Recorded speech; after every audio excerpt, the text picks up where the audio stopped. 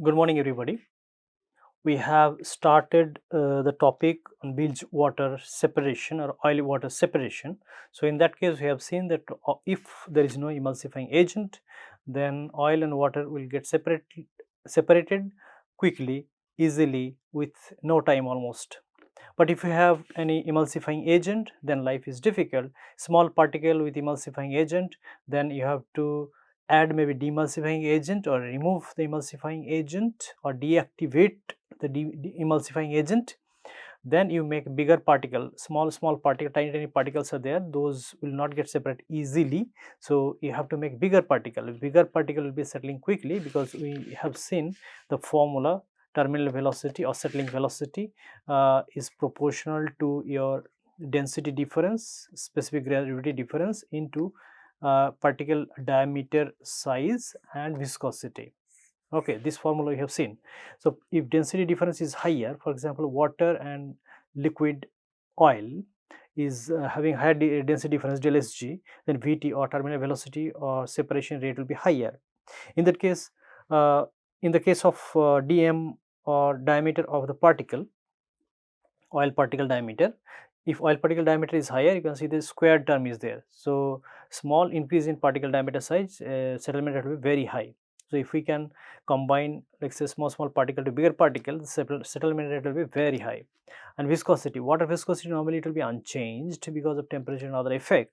But if we have, like say, water particle in oil, so in that case using temperature and other, especially temperature changing, your viscosity will be changing. So viscosity, lower viscosity will give better settlement rate, because viscosity will give drag or force not to move or allow to move the oil particle in water. So in our case, water viscosity, this is actually water viscosity, not oil viscosity, because we are considering oil in water. Okay, so oil, small particles or dispersed particle will be there in continuous phase, that is water. So in that case, continuous phase viscosity, this is continuous continuous phase viscosity. Okay, so continuous phase in our case water. So if you know water viscosity, if you know del Sg, if you know dm square, then we can calculate actually Vt or terminal velocity or settlement velocity. Now we have seen that OWS or oil and water separator system, where gravity separator, where only gravity or gravitational force between, the difference between gravitational force in oil and water, that will be separating uh, oil from water. So we have seen centrifuge actually, instead of gravitational force, you are giving extra force, you're rotating at very high speed.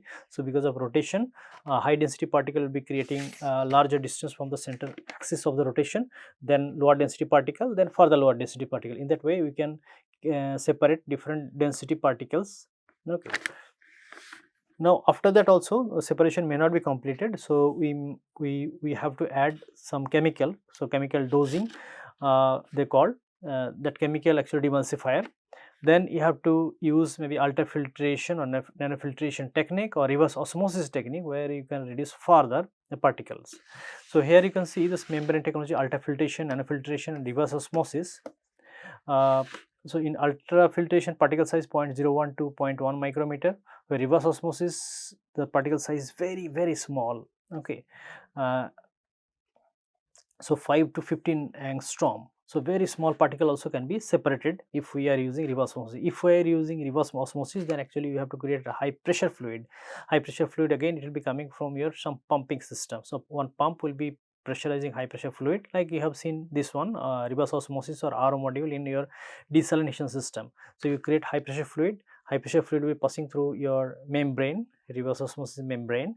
So that membrane will be giving low density or low salt or mineral content fluid, and they will be giving permeate and high brine or high salt oil content solution and low oil content solution, they will be separating. So ultrafiltration membrane for post OWS or oil water separator system, bilge polishing. this separate high molecular weight constituent. So first you are doing this basic gravity based OWS. So this is the first one, because higher amount of oil and higher amount of solids and other particles are there, that will get settled there. So this is you are getting laminar flow inside a chamber, or you are settling chamber and you are separating. Then after that you are applying UF and centrifuge or other techniques. Okay. So treated water or permeate and concentrate streams are produced. Within the concentrate typically recycled back to the bilge water holding tank. UF or ultrafiltration treatment reduces oil content up to 5 ppm, less than 5 ppm. So membrane fouling causes by accumulation of organic and inorganic biological materials. So regularly you have to remove or you have to replace the membranes. So OCM or oil content monitor, or many times they say bilge alarm or bilge monitor. So you separate oil water, but water may contain some more percentage or more amount of oil particles or droplets. So how to know how much it is there? So there are several oil content monitor instrumentations are there. So those if you put in the oil stream, then it will give the percentage or ppm or amount of oil content is still there in the fluid. So it will be integrated part of OWS system. Scattered light. So there are types like scattered light type, absorbance type, fluorescence type, microscope type. So there are different types of OCMs are there. So let's discuss one by one. So scattered light. Scattered light, like you have oil and water mixture here. Let's say oil droplets are like this. You see the right side circle. Oil droplets are here, and you are giving LED, light emitting diode. It is creating light and it is passing through lens, and you are creating a convergence of light. It will be detected using some detector. So this is called transmitted light. This is T for transmitted light. Directly it will be going. Okay, it will not be scattering light.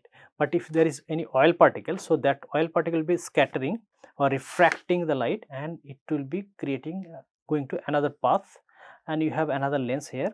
So this lens will converge and it will be detecting your scattered light amount. So scattered light amount will say how much percentage of oil or what is the ppm of oil is there in the mixture. Okay. So popular choice of this scattered light technique because it is cheaper cost, and water color and other thing will not affect, because the refraction will be happening because of oil particle. Excessive solid can affect the reading. So if lots of solids are there, so you cannot use actually. Measure intensity. Okay, so to reduce solid like a settling tank or initial OWS will be helping you. So that time you reduce solid content. So measure intensity of light as it is possible through water to indicate oil concentration. Oil particles scatter or refract light. So you can remember the light theory is reflection, refraction. So here refraction means light will not go in straight direction. If you have refractory material, it will be diverting this path. Okay, higher oil content will have higher scattering. Okay, this technology transmit a single wavelength of light. This is wavelength,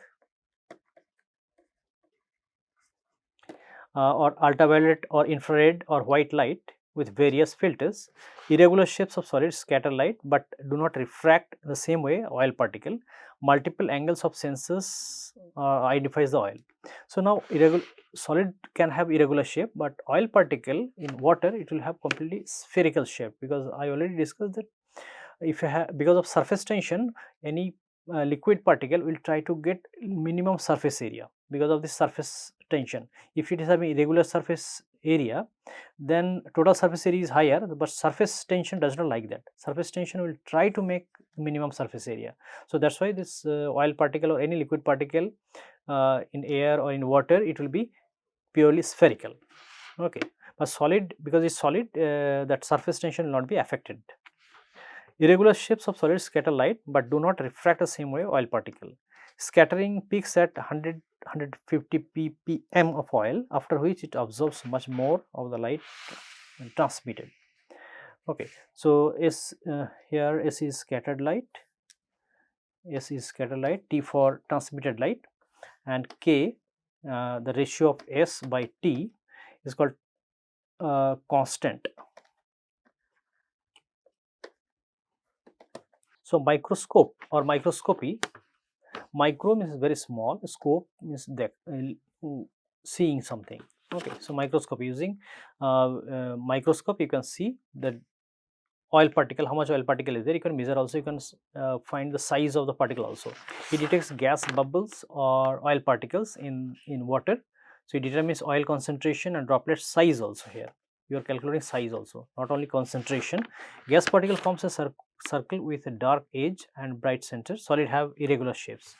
Calibrates image and the image unaffected by the intensity of wavelength of light. Oil species and solid particle size. Limitation affected by fouling of the optical monitor, blurred lens. This sort of things will create a problem. Absorbance, so commonly not used due to high cost. Okay, accuracy higher than scattered light mechanism.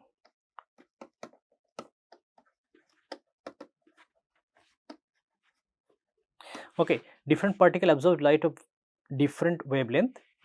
Hydrocarbons absorb wavelength of 3.4 micrometer, and the amount of energy absorbed is proportional to the amount of hydrocarbon present in the liquid or in the sample. Advantage, it can be used oil filled chemicals. However, measuring fluorescent with UV light can lead to false positive in dirty water. So if it is water and oil mixture is very much clean, then it will give better result, but if dirty, then it will not give. Measuring absorbed light at the right wavelength reduces the risk. So another technique is that fluorescence. So fluorescence accurately measure or detect oil in water. A straight beam of UV light rays with wavelength lambda passes through the tube of filled with sample. UV rays excite oil particle and they emit light to different. So one wavelength you give, but when it is passing through oil droplets, different wavelength you will get. So this is known as fluorescence light.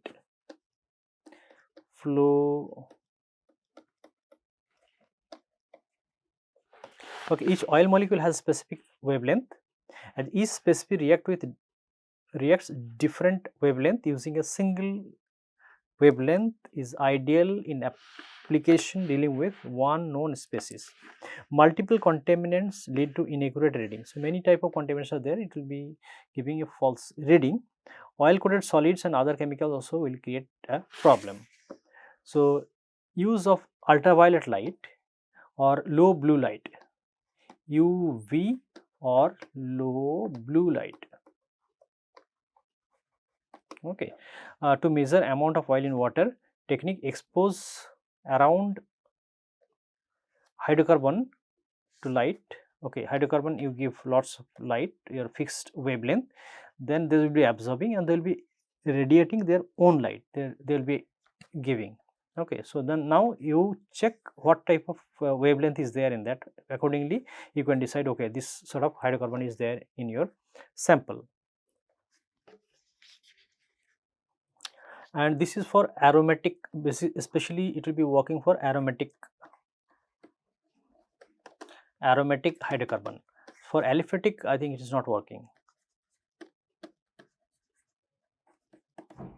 Aliphatic, it may not work. Okay, but it will be working good for aromatic hydrocarbon. So first see the settling tank. Settling tank can be rectangular shaped or maybe cylindrical shaped. Okay, so you put lots of fluid here. Okay, it may be partial filled or completely filled, and let's say inlet is here and exit is here.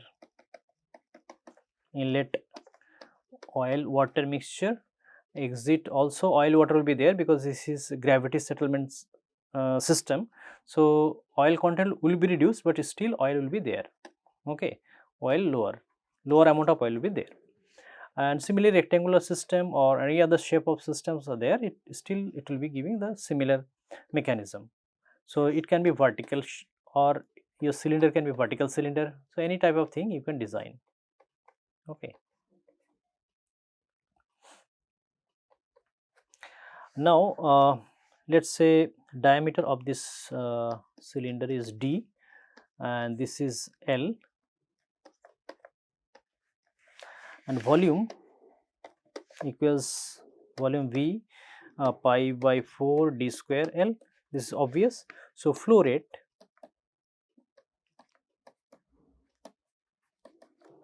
Q equals flow rate equals Q. The retention time, let's say certain volume flow rate is there and total volume of the cylinder is this one V, but your flow rate is Q. That means this fluid is staying certain time inside the cylinder. How much time is it staying there? So capital V divided by Q, retention time T. Okay. Now if X% by volume of the cylinder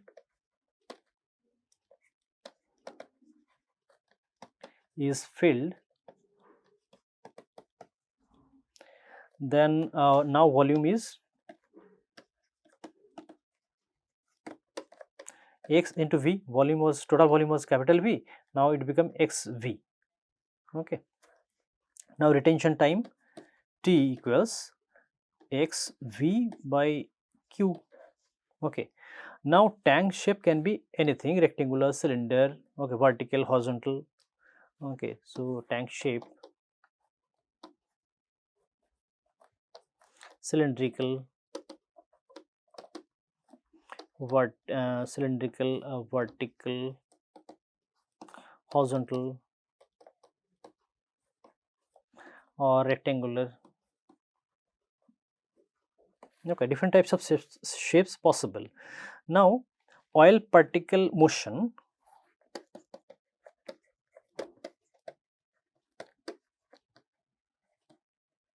so assume oil particle is moving from P to Q, because oil particle will be floating. Okay, so from P to Q, if it is moving, so what is the velocity of oil particle?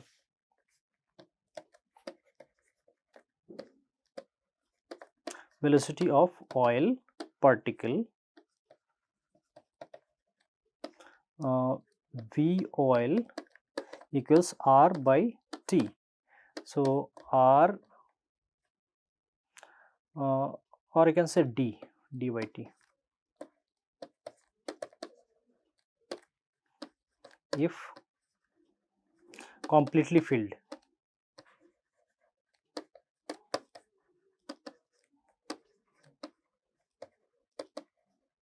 if it is not completely filled, partially filled, then accordingly your velocity of oil will be changing. So some particle will be there nearby top, some particle will be nearby bottom. So whenever you are sizing or calculating size of the cylinder, how much time it is staying, how much time it will take, so then you calculate the maximum distance one particle traveling. So one particle will be traveling from P to Q actually, so bottom to top, and this time the time taken from reached bottom to top and retention time, both time must be same.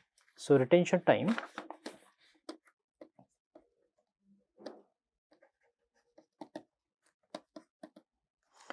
equals time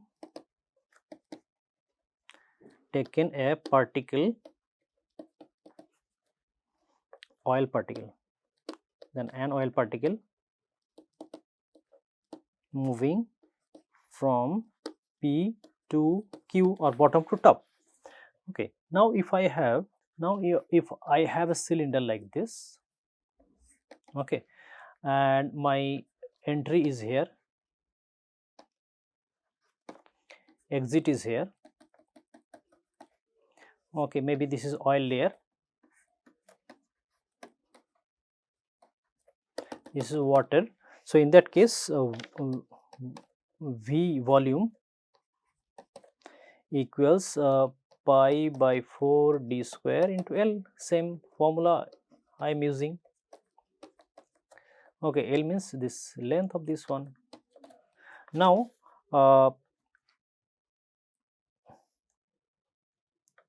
to calculate velocity of fluid,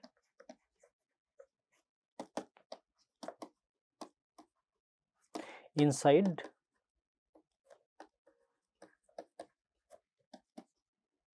settling tank, V equals Q by pi by 4 d square. Let's assume this inlet is nearby bottom. Okay, so fluid is flowing from bottom to top, so your velocity will be Q pi by 4 d square, because total area is your cross sectional area of the cylinder. Now let's see another problem.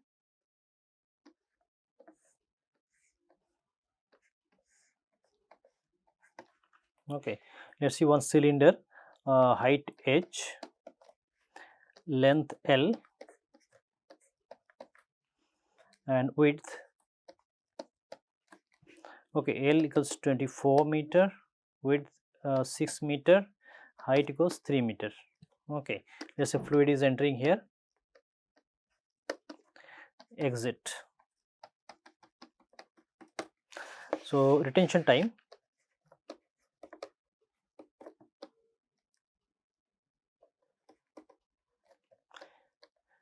T equals V by Q.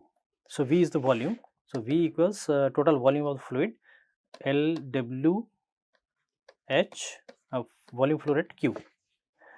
Now in the problem it is giving retention time 2 hours. So that means T equals 2, L equals 24, W equals 6, H equals 3. So Q equals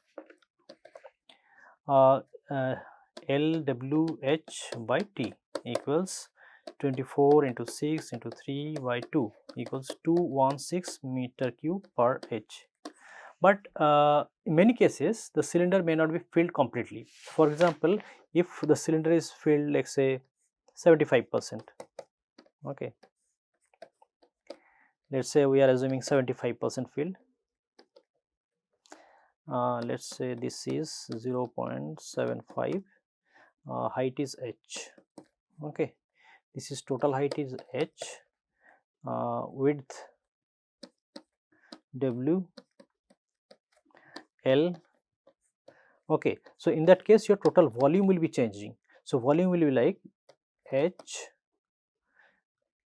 h will be 0.75 h, then w, then L, okay. So V is change, volume of liquid. So accordingly your flow rate also will be changing. So if you have partially filled cylindrical tank, instead of rectangular, so tank can be cylindrical also. So in that case also you can calculate the partially filled.